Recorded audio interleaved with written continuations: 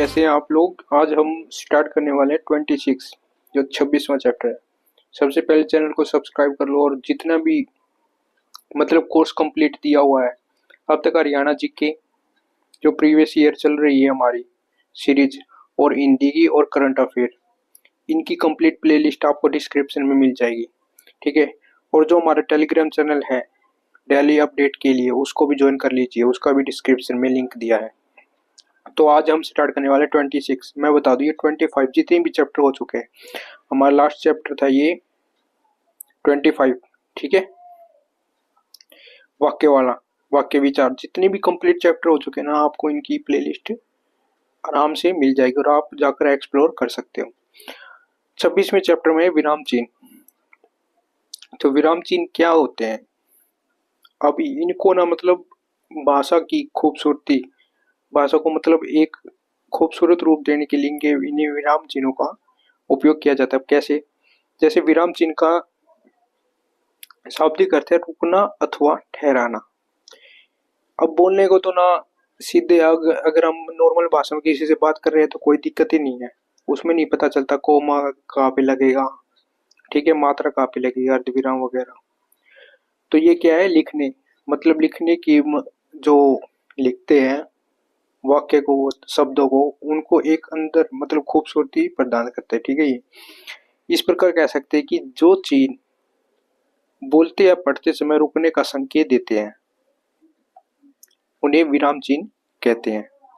ठीक है, अब इनको पता चलेगा नहीं विराम चिन्ह कैसे कहते हैं। जैसे पूर्ण विराम है, पूर्ण विराम का क्या है? ये ऐसे डंडा से लगा राम खाना खाता है, अब ये फिनिश हो चुका है। अब जैसे शुरू करेगा ना आगे, जैसे राम खाना खाता है, सीता खाना खाते हैं, ऐसे क्या है, ये कोमा लग जाएगा। अब जैसे अर्धविराम है, अर्धविराम का मतलब क्या है? ऊपर डॉट आ गया, नीचे जैसे कोमा। जैसे राम सोकर उठा, नाश्ता किया, साइकिल उठाकर स्कूल चला गया। ठीक है, अब ऐसे है अर्धविराम। अर्धविराम में क्या है? अर्ध व अल्प विराम। जैसे सजल तुम वहां मत जाओ, पहले नाम लिया, नाम के बाद कोमा, यानी कि जो साथ में जैसे मिश्र वाक्य जैसे दूसरा शब्द स्टार्ट हो ना तो उसे कोमा लगा देते हैं। संयुक्त वाक्य में भी जैसे यूज हो रहे थे। जैसे प्रश्नवाचक है, प्रश्नवाचक में क्या है? रवि कहाँ रहता है। अब इसमें क्या है? क्वेश्चन आ गया। ठीक है, ऐसे विस्मयवाचक, विस्मयवाचक जैसे वाह ताज हे राम कितनी भयानक दुर्घटना, जिसमें ना थोड़ा सा क्या कहते हैं, एक्सक्लेमेटरी, कोई अजीब सी चीजें हो, वाह तेजी पहली बार हो, जैसे कितनी भयानक दुर्घटना, ताज हे राम, कोई भी प्रसन्नता करनी हो किसी भी चीज की, कोई विशाल काय हो, कोई छोटी हो जैसे। ठीक है, स्पेशल। अब ऐसे निर्देशक, निर्देशक का क्या अर्थ होता है? अब ऐसे हॉरिजॉन्टल लगे हैं, जैसे राम तुम कहाँ जा रहे हो। जैसे हम पत्र नहीं लिखते, पहले राम कह रहा है, पहले हम जैसे छोटी क्लासों में जैसे क्या करते थे कि अब जैसे राम बोल रहा है फिर श्याम बोल रहा है, तो उनको पता करने के लिए क्या है, ऐसे डंडा लगा देते हैं हॉरिजॉन्टल।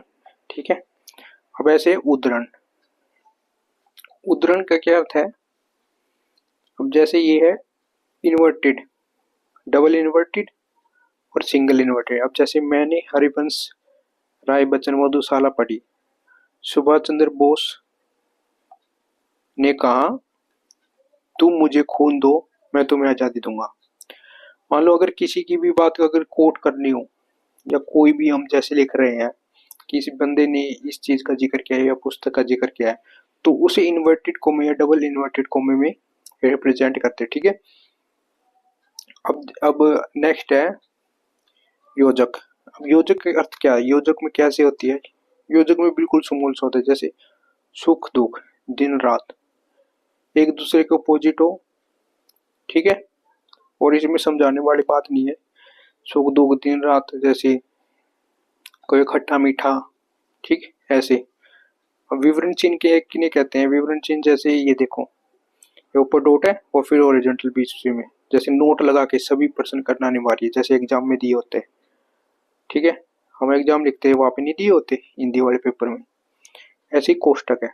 कोष्टक क्या है? ब्रैकेट है। जैसे आशीष बदतमीजी से बोला, होमा गया क्या? ब्रैकेट कै। ऑप्शन नहीं होते, उनको क्या है ब्रैकेट में बता दिया गया। ठीक है, अब ऐसे लाघव। लाघव का क्या है? डॉट। जैसे डॉक्टर, प्रोफेसर। ठीक है, कोई शब्द पूरा लिखा हो लोअर तो उनकी लिखा नहीं है। जैसे पंडित, पंडित का नहीं लिख देते हैं ऐसे ऐसे इस करके। जैसे डॉक्टर, प्रोफेसर, जो शब्द मतलब पूरे ना लिखने के बजाय छोटे हो उन्हें क्या कहते हैं? लाघव। वो हंस पद क्या है? हंस पद क्या है? कविता बाजार से पेन पेंसिल किताब कॉपी लेकर आई। अब इसमें क्या है, जैसे एरो लगा देते हैं कोई भी हो। अब कोई भी बीच में छूट जाता है ना, इन्होंने बताया नहीं, तो उनके लिए क्या आता है? हंस पद का उपयोग किया जाता है, कोई भी शब्द छूट जाता है। अब जैसे समता मूलक है। समता मूलक का क्या है? जैसे बराबर का निशान, निशा के बराबर क्या है? रात्रि। जैसे पर्यायवाची शब्द होते हैं उनको बराबर करने के लिए उसे क्या कहते हैं? समता मूलक। अपूर्ण विराम क्या होते हैं? डॉट हो गए दो, जैसे भारत एक खोज एक अध्ययन। ठीक है, अदर चैप्टरों के नाम हो, कोई भी पुस्तक का नाम हो।